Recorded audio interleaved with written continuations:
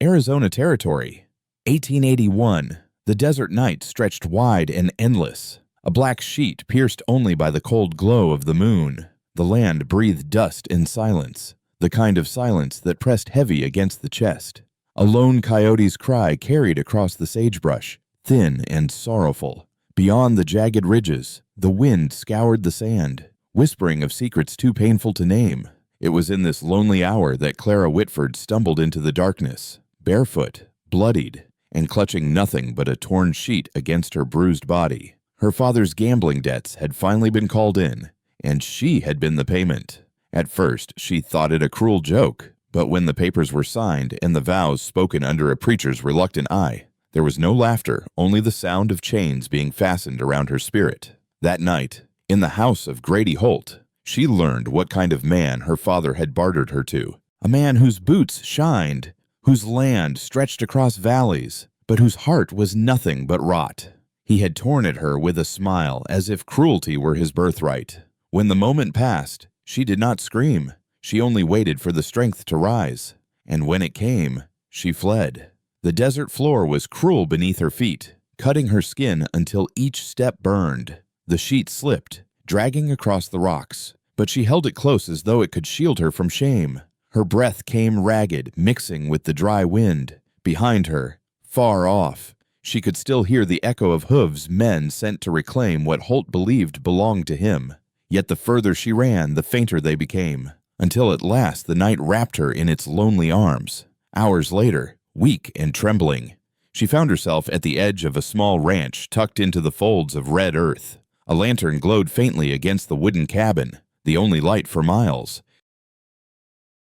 She pressed forward, collapsing against the door with what little strength she had left. The knock was not really a knock, more the sound of a body surrendering against wood. Inside, Jonah Hale stirred. He had been a soldier once, though he seldom spoke of it. Now, he lived alone on this barren stretch, his company reduced to an old shotgun by the door and the quiet rhythm of the land. He had been half asleep in his chair, boots still on, when the thud reached him. His instincts from the war never left him. In one motion, he grabbed the shotgun and unlatched the door. What he saw in the moonlight halted him where he stood. A girl, no, a woman, though her eyes looked far older than her years, stood barefoot on the porch. Her hair was tangled, blood matted at her neck, her skin marked with purple bruises like a cruel map of suffering. She clutched a ragged sheet around her thin frame, shivering though the desert air was still warm.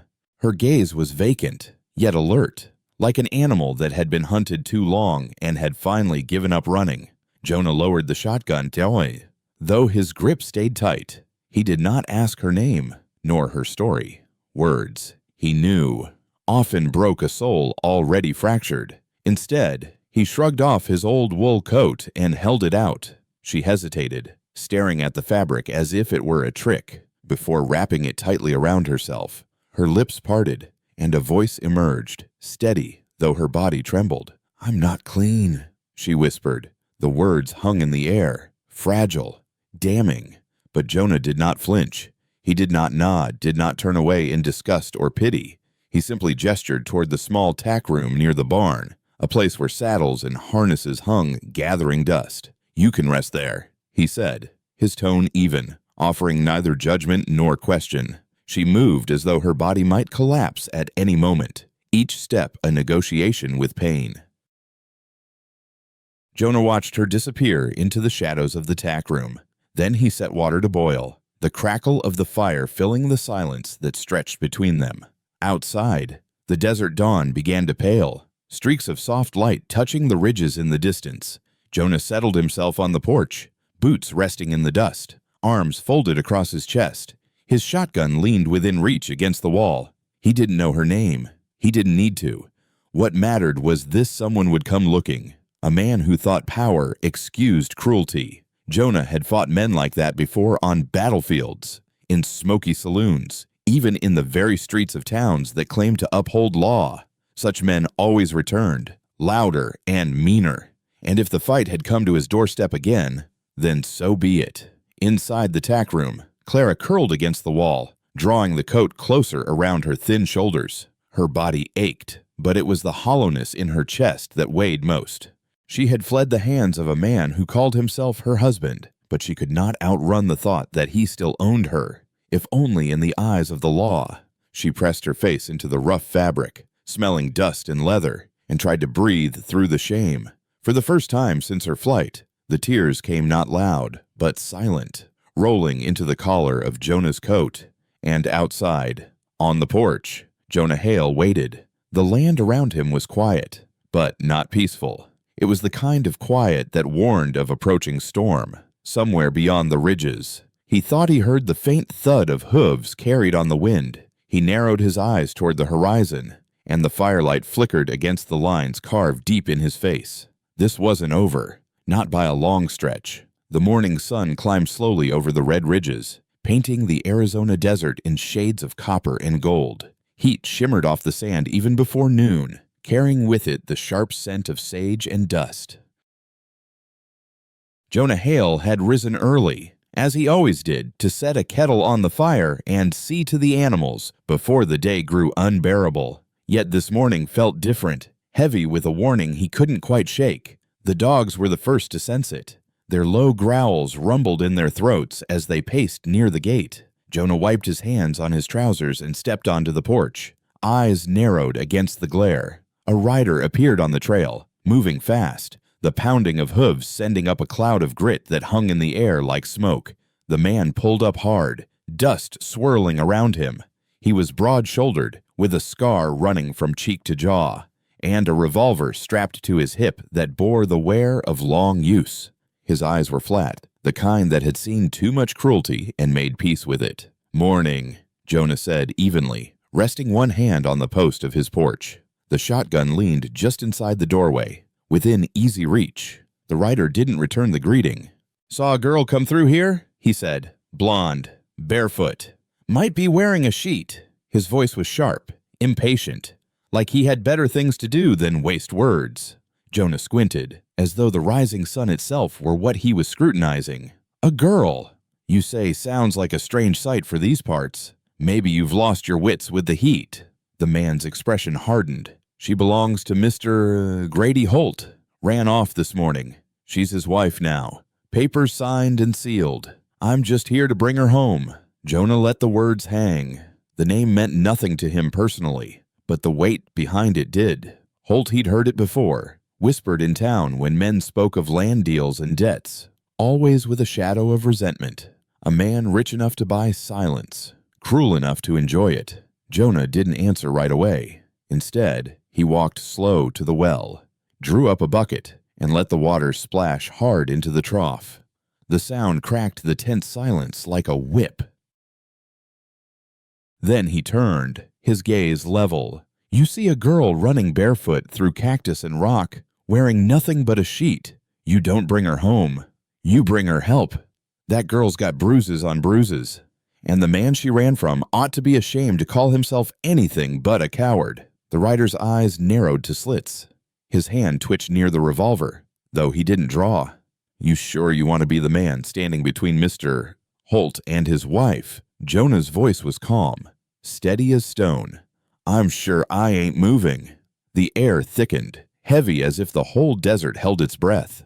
The man studied Jonah a long moment. Then something cruel flickered in his smile. "Suit yourself. But next time, it won't just be me." He tipped his hat with mock courtesy, then wheeled his horse and rode off, the trail swallowing him in dust. Jonah stood there long after the hoofbeats faded, his jaw set. He had no illusions about men like Holt. They never came alone for long. Trouble had a way of multiplying when it felt challenged. When he finally stepped back inside, the tack room door creaked faintly. Clara Whitford was there, her wide eyes fixed on him. She had not moved from where he'd left her, but the fear in her gaze had shifted. She was watching him now, studying, as though trying to decide what kind of man had just declared war on her behalf. Jonah didn't offer explanations. He set a loaf of bread on the small table and walked away. And the weight of her stare lingered, stirring something in him he hadn't felt in years. Responsibility, not born of duty, but of choice. The day stretched long and hot. Clara stayed inside, still and silent. as if believing the world might forget her if she did not move. Jonah busied himself with chores, but his mind kept circling back to the warning left on his doorstep. He knew Holt's kind. They would return, and when they did, it would not be with polite words. Toward evening, Jonah was mending a fence when he noticed her standing a few feet away. She still wore his coat, too large on her frame, the sleeves swallowing her hands. She walked as though every step might break her in two. "Can I help?" she asked softly. Jonah glanced at her, then at the hammer in his hand. Without a word, he held it out. Her fingers hesitated, trembling as they wrapped around the wooden handle. She shook her head slightly, as if confessing ignorance. "Well," Jonah said, voice low, "you're about to learn." The task was simple, driving nails into stubborn wood, but for Clara, it was something else entirely. Each strike of the hammer was clumsy, yet determined. She was doing something that wasn't running, wasn't cowering, wasn't bracing for pain. For the first time in too long, her hands trembled not from fear, but from effort. When the gate finally stood firm, still creaking but whole, Jonah gave a small nod. Clara looked at it as if she'd built a cathedral.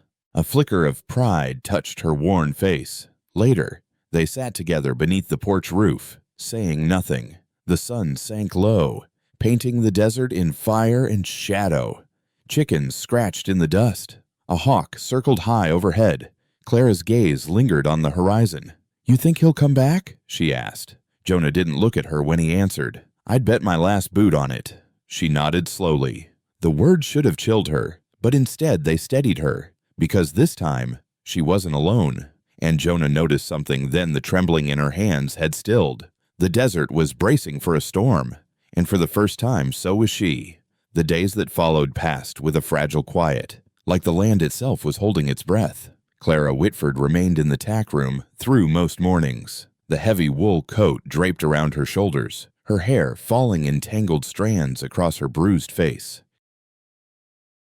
She rarely touched the food Jonah left for her on the table: half a loaf of bread, a tin cup of water, sometimes beans or scraps from the night before. Some days the bread sat untouched until Jonah cleared it away at dusk, but other days the smallest bite disappeared, and that was enough to tell him she was still fighting to stay. Jonah asked no questions. He knew questions could cut deeper than silence. He had seen it in the war, the way men carried wounds invisible to the eye, wounds that split open when someone tried to dig too soon. So he left her to the slow pace of her own healing, checking only with the smallest gestures: a fresh blanket folded by the door, a bucket of clean water waiting at sunrise. Clara, for her part, stayed still, as though if she did not move, the world would forget she existed. But stillness could not last forever. On the fourth day, the sound of hammering drew her from the shadows.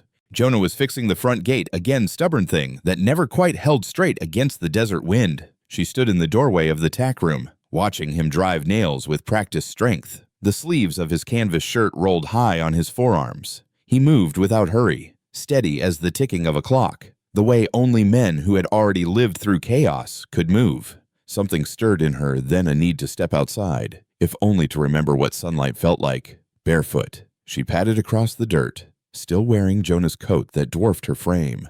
Her voice came low, uncertain, yet clear enough to reach him. "Can I help?" Jonah did not look up right away. He finished setting the nail, then turned, his gaze meeting hers in quiet consideration. Finally, he held out the hammer. "You know how to swing one of these." Clara shook her head, her lips pressed tight, embarrassed by the weakness in the admission. "Well," Jonah said simply, placing the tool in her hand, "you're about to learn." The hammer felt heavy, awkward in her grasp.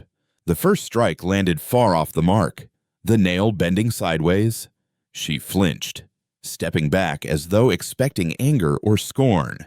But Jonah only knelt beside her, straightening the nail, his tone calm as water. "Try again." This time, her hand trembled less. The nail drove halfway into the wood before the hammer slipped and left a shallow dent. Jonah didn't correct her. He just nodded. "That'll hold." It was nothing, a bent nail, a crooked gate, but for Clara, it was everything. It was the first thing she had done since running that wasn't hiding, cowering, or surviving. Her chest swelled with a strange warmth, something dangerously close to pride. By late afternoon, the two of them sat side by side beneath the porch roof, the desert sun bleeding into a blaze of red and gold across the horizon.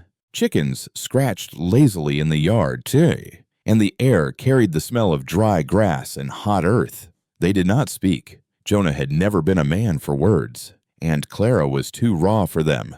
But silence between them did not feel empty. It felt safe. She was the one who broke it at last, her voice carrying only a whisper. "You think he'll come back?" Jonah's eyes stayed fixed on the horizon, where the ridges darkened into shadow. "I'd bet my last boot on it." Clara nodded, as though she had already known.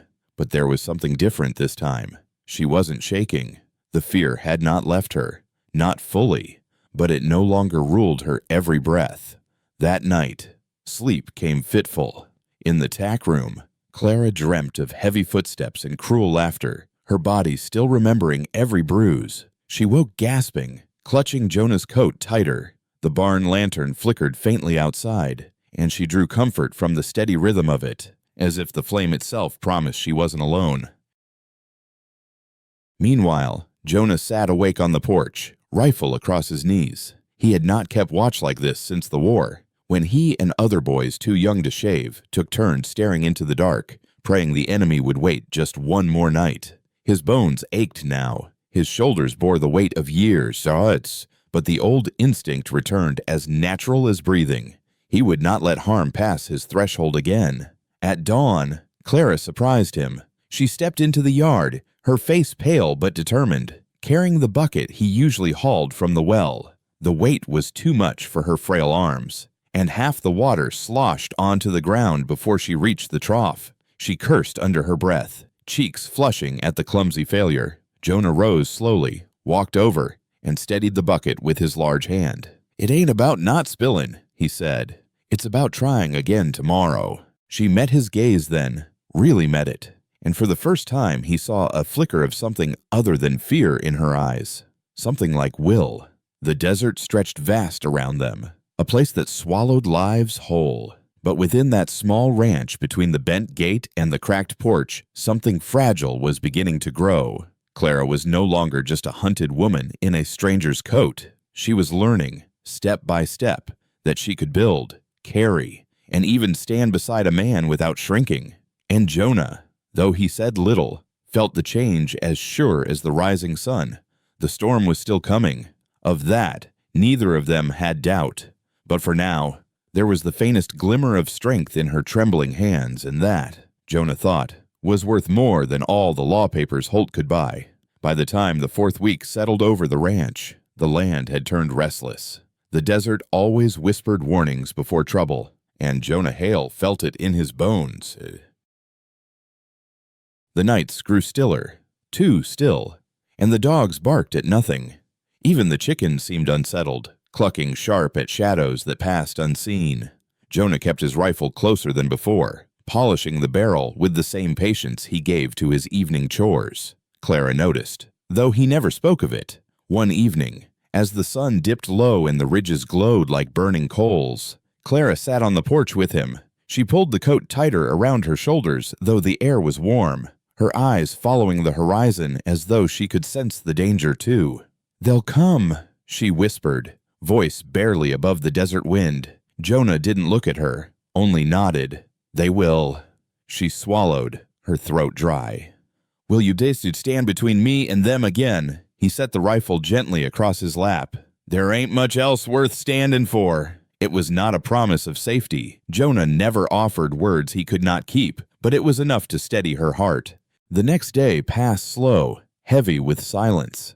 By late afternoon, the wind carried a new sound, the deep, steady thunder of hooves.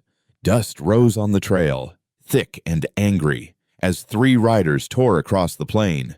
Jonah stood from the porch, his face unreadable, one hand resting lightly on the rifle leaning against the doorframe. Clara, standing inside the tack room, felt her chest seize tight. She peeked through the thin curtain and saw them, Grady Holt himself in the lead, flanked by two brutes with arms thick as fence posts. Grady dismounts slow, as though every motion was part of some performance. He wore a dark coat too fine for desert air, and gloves of polished leather. His boots shone like coins, his hat tilted at a proud angle. Yet his smile was what struck Clara cold, a smile too smooth, the kind men wore when they thought the world was theirs to command. "Evenin', hail," Holt called, voice slick as oil. "Heard you've been harborin' what belongs to me." Jonah stepped down from the porch, calm as morning. "Heard you've been beaten on what ain't yours to touch." The smile slipped from Holt's face, falling like a curtain after a bad play. His gloved hands flexed, slow and deliberate. "That girl is my wife. Paper signed, preacher bound, laws on my side." Jonah's gaze did not waver. Law don't mean squat when a man's got no soul. The two riders at Holt's side moved first, as Jonah knew they would. Brutes never did wait for permission. The one on the left charged, fists ready, but Jonah pivoted with the sharp reflexes of a man who'd survived war. The butt of his rifle cracked clean across the man's jaw, sending him sprawling into the dirt. The second brute drew his pistol, iron gleaming in the dying light. Clara gasped from behind the curtain, but Jonah was quicker. His rifle swung up, one shot fired sharp, deafening, final. Dust leapt where the man fell, silence swallowing the echo. Holt froze, his bravado cracking. The gloves he had so proudly adjusted now looked like a child's costume, his hands pale beneath them. Jonah stepped forward, close enough that the desert grit crunched under his boots. He stopped within breath's reach, his voice low but edged like a blade. "You listen, and you listen good. If I see your boots cross this dirt again, I won't be aiming to scare. I'll be digging your grave right where you stand." Holt's mouth opened, but no words came.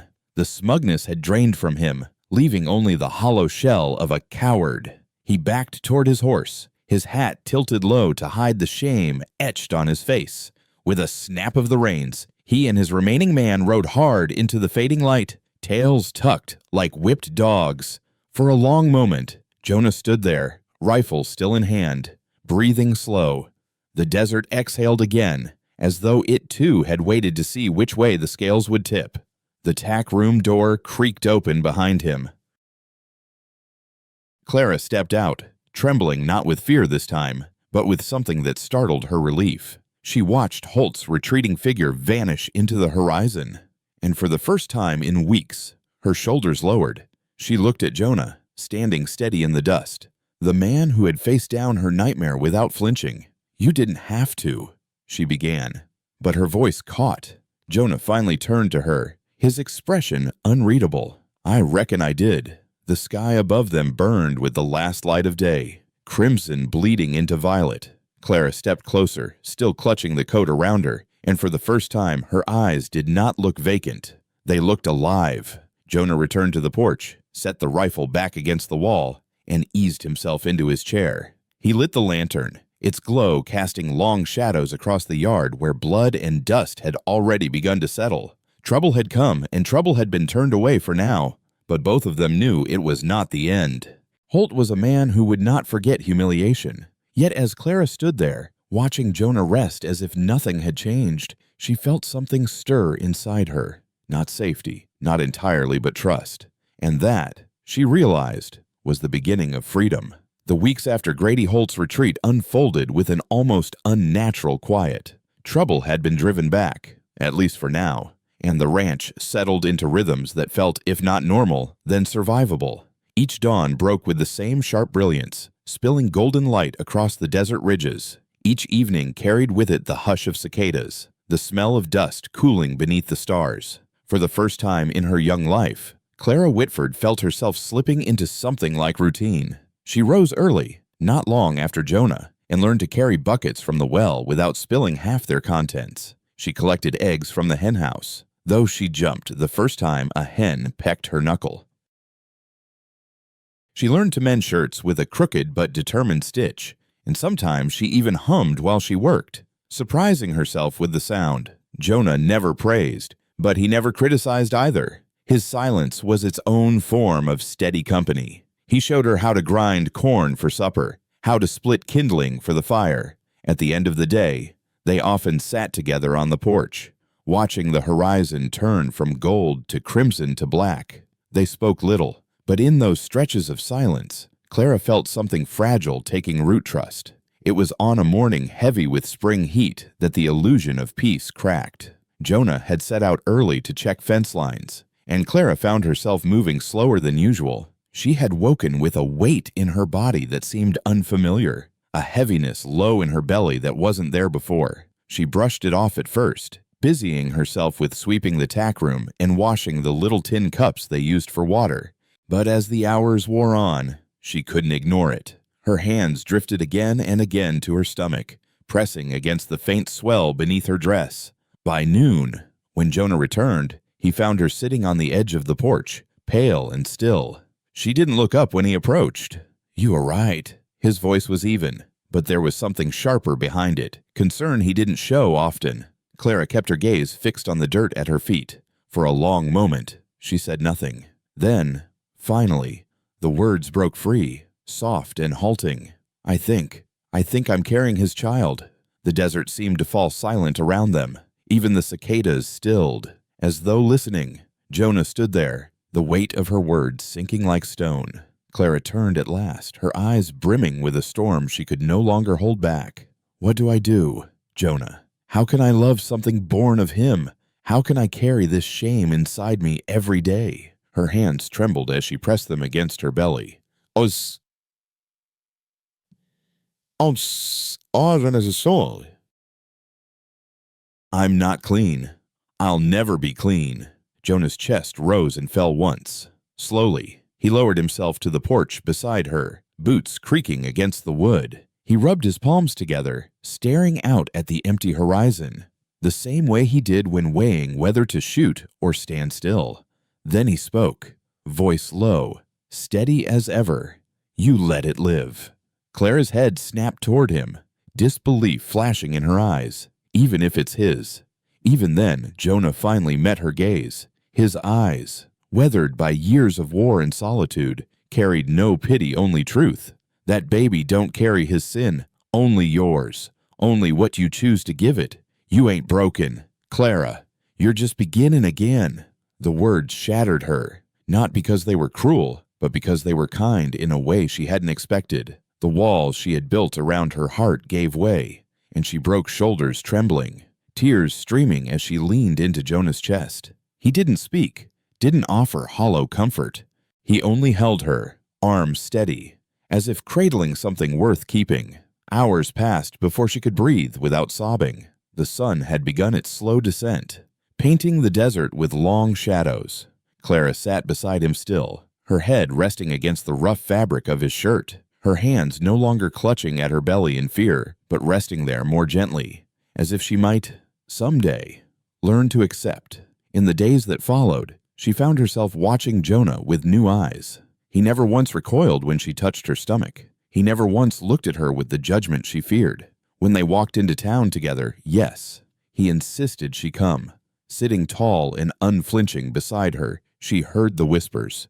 Women in prairie dresses muttering at the store, men at the saloon lowering their voices. "That's Holt's wife," they hissed, carrying his seed.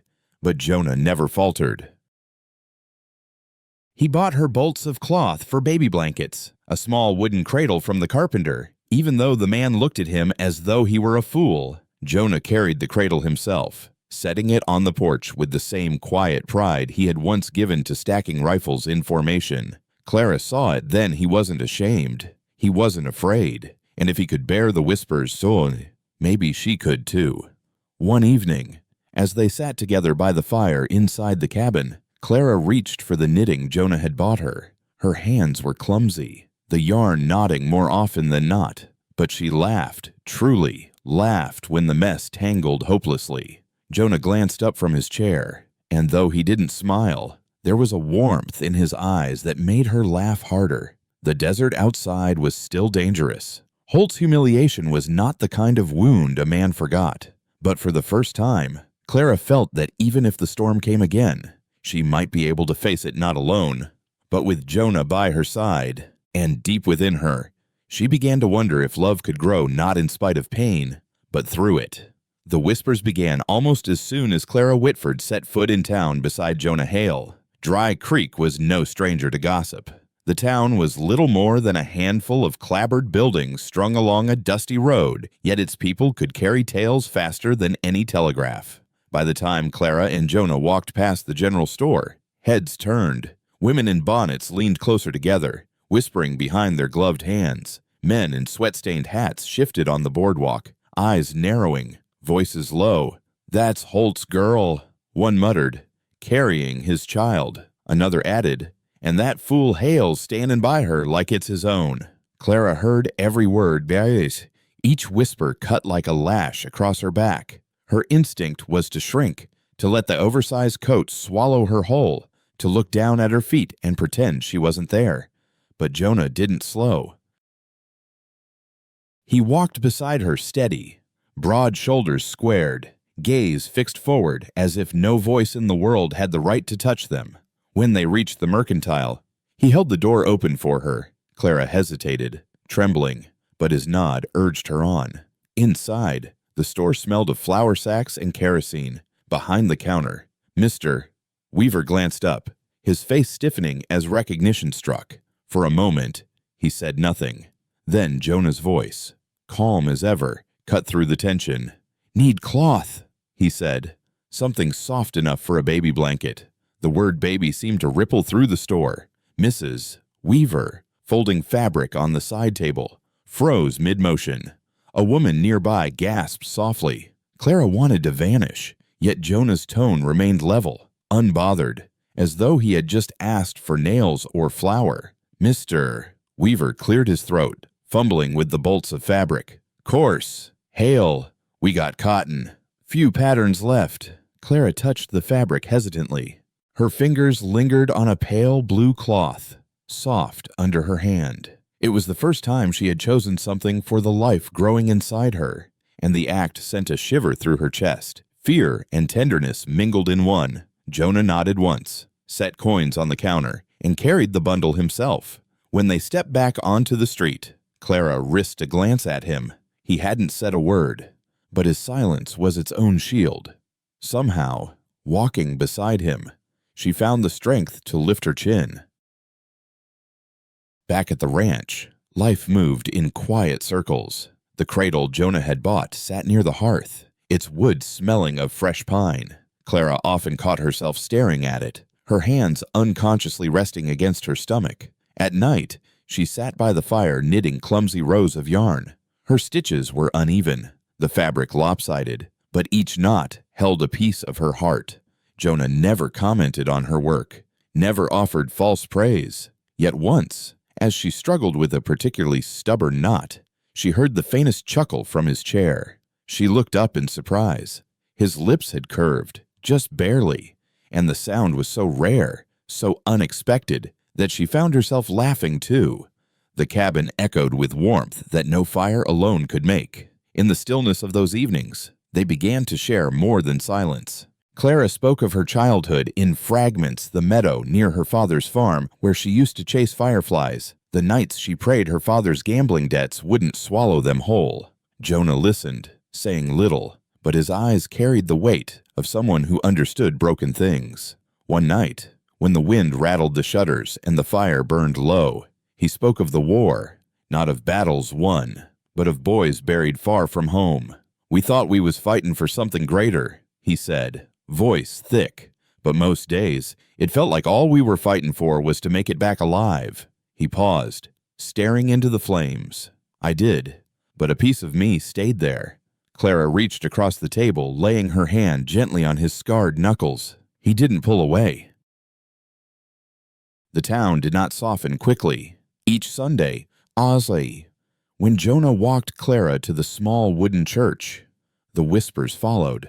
Mothers pulled their children closer. Men stared with tight jaws. Yet Jonah remained steady, his presence a wall between her and their judgment. Clara learned, slowly, to stand taller. She sang hymns with her voice low but sure, even when eyes burned into her back. One afternoon at the well outside town, a woman with a face lined by years approached her. "Child," the woman said, voice firm but not unkind, "folks will say what they will. Let 'em. You just remember shame only sticks if you let it. Don't give it that power." Clara swallowed hard, blinking back tears. It was the first kindness anyone had shown her beyond the ranch. She carried those words home like a treasure. As the months rolled forward, her belly grew, round and undeniable. The desert heat pressed down heavy, but Jonah made sure she had shade and water, even fashioning a crude stool for her to rest on while he worked the fields. She teased him once, "Didn't take you for a carpenter," and he only grunted, though the corner of his mouth twitched as if he almost smiled. At night, when she lay on the cot in the tack room, she felt the baby move for the first time. It startled her, a flutter like wings inside her. Fear gripped her chest, at first fear of Holt, fear of what the town said, but then she remembered Jonah's words. That baby don't carry his sin, only what you give it. She placed her hand over her stomach and whispered, "You're mine." The desert was still unforgiving. Clouds of dust rose with each storm. Coyotes prowled near the henhouse, and the memory of Holt's sneer lingered in the corners of Clara's mind. But in the ranch house, between the fire's glow and Jonah's quiet steadiness, she found a strength she didn't know she possessed. The storm had not passed. It never truly would. Yet Clara was learning to face it not with trembling hands, but with a heart that slowly was beginning to heal. And beside her, Jonah carried the weight too, not as duty, but as choice. The desert night was heavy with silence when Clara Whitford's cry pierced the stillness. It was not the cry of fear she had once carried across the plains, but the raw, human cry of a woman bringing new life into the world. Inside the small cabin, the air was thick with firelight and sweat, the smell of wood smoke mingling with the sharpness of pain. Jonah Hale stood at her side, awkward and uncertain, his massive hands trembling as they had not trembled since the war. He had faced men charging with rifles, had seen death split open in an instant, but nothing had steadied or shaken him quite like this. Clara clutched his hand with surprising strength, her face pale, hair plastered to her cheeks, eyes wide with both terror and determination. "It's comin'," Jonah muttered, more to himself than to her. He had boiled water, laid out cloth as he'd seen in battlefields for wounded men, but this was something else entirely. Hours passed in a blur of struggle. Clara's cries rose and fell, fierce and unrelenting, and Jonah found himself whispering words he didn't know he still carried, half prayers, half commands to the stubborn desert air to let her live, let the child live. Then, at last, the cabin filled with a sound Jonah would never forget, the sharp, desperate cry of a newborn. Clara collapsed back against the cot, tears streaking her cheeks, her chest heaving as though she had run across the whole desert in one breath. Jonah, hands clumsy but steadying, lifted the squirming, red-faced infant, wrapped him in the cloth, and placed him in Clara's arms. A boy. For a moment, Clara did not move. She stared at the child, fear and awe warring in her eyes. The baby rooted instinctively against her chest, and a sob broke free from her throat. "Jonah," she whispered, her voice trembling. "Are you sure? Are you sure you want to raise him as yours?" Jonah crouched beside her, his hand brushing against the child's tiny head. His voice was low, steady, but full of something she had never heard from him before, tenderness. "He's never been anything but mine." Clara's tears spilled freely then, not of grief, but of release. She pressed her cheek against the baby's soft crown, whispering promises he would never have to carry the shame of another man's sin. Jonah sat beside them, silent, his gaze fixed on the firelight dancing against the cradle in the corner, the cradle he had carried home with his own hands. Days slipped into nights, and nights into days, each marked by the soft wails of the infant and the quiet rhythms of ranch life. Jonah built a small rocker for the cradle, sanding the wood smooth. Though his hands bore splinters for days, Clara spent hours cradling her son in her arms, her heart thawing with every breath he drew. She named him Samuel, after her grandfather who once taught her to pray beneath the stars. Jonah never questioned the choice. He simply began calling the boy Sam, his deep voice softening each time. The town still whispered. On Sundays, when Clara and Jonah brought Sam to church, heads turned. Some faces held pity, others disdain. But Clara no longer lowered her gaze. She stood taller, her baby cradled to her chest, Jonah at her side like a wall no wind could move. If Holt still lingered in the shadows, licking his pride, he did not show himself. Perhaps Jonah's warning had sunk deeper than the man cared to admit. Or perhaps cowardice, once unmasked, could never again wear the same proud face. One evening, as the sun sank in a blaze of orange across the horizon, Clara sat on the porch with Samuel asleep in her arms. Jonah leaned against the railing, a pipe between his teeth, his eyes scanning the horizon out of habit more than fear. Clara broke the silence. "Do you ever think—" She hesitated, searching for words. "Do you ever think we were meant to find each other?" Jonah. "Out of all the places, all the nights, it was your door I knocked on." Jonah took the pipe from his mouth, exhaling a slow stream of smoke. "Can't say I believe in much destiny," he said, "but I do believe in choices. And I reckon letting you in that night was the only one that's ever mattered." Clara smiled faintly, her gaze dropping to Samuel. The baby stirred, tiny fists clenched in dreams. "He'll never know what happened before. He'll only know what we give him." Jonah's eyes softened, the lines in his weathered face catching the last light of the sun. "Then we give him all we got. And maybe that'll be enough." Months passed, and the desert shifted seasons. Spring rains came, rare and fleeting, painting the valleys with wildflowers for a breath of time before the heat returned. Samuel grew, his laughter spilling through the cabin like a song Clara had long forgotten. Jonah found himself carrying the boy on his shoulders as he worked the fences, Samuel's tiny hands gripping his rough hair with squeals of delight. At night, Clara often stood in the doorway, watching them together. Jonah, the silent, scarred man who once lived alone with nothing but a rifle and the weight of memory, now cradled a child against his chest as though he'd been born to it. The sight healed her in ways words never could. One night, when the desert sky burned with stars, Clara turned to Jonah as they sat by the fire. Samuel slept in the cradle, his breathing soft and steady. "You gave me back more than my life," she said quietly. "You gave me a future." Jonah's hand rested over hers, rough against soft. "No," he answered. "You saved yourself the night you ran. All I did was open the door." Clara leaned against him, her eyes closing, peace settling into her bones. For the first time in years, she believed it. She was not broken. She was whole, beginning again. And as the desert stretched vast and endless outside, the small wooden cabin glowed with the fragile, unyielding strength of love born not from ease, but from healing. In the wide, unforgiving land of the Old West, Clara and Jonah's story reminds us of something timeless. Love is not measured by the past we carry, but by the choices we make each day to protect, to heal, and to begin again. Clara believed she was broken, stained beyond redemption. Yet with Jonah's steady presence, she discovered that even the deepest wounds can give way to new life. Jonah, a man scarred by war and silence, found his soul stirred not by battles fought with rifles, but by the quiet courage of holding on when the world said to let go. And so, their tale teaches us this shame can be heavy, but it is never greater than compassion.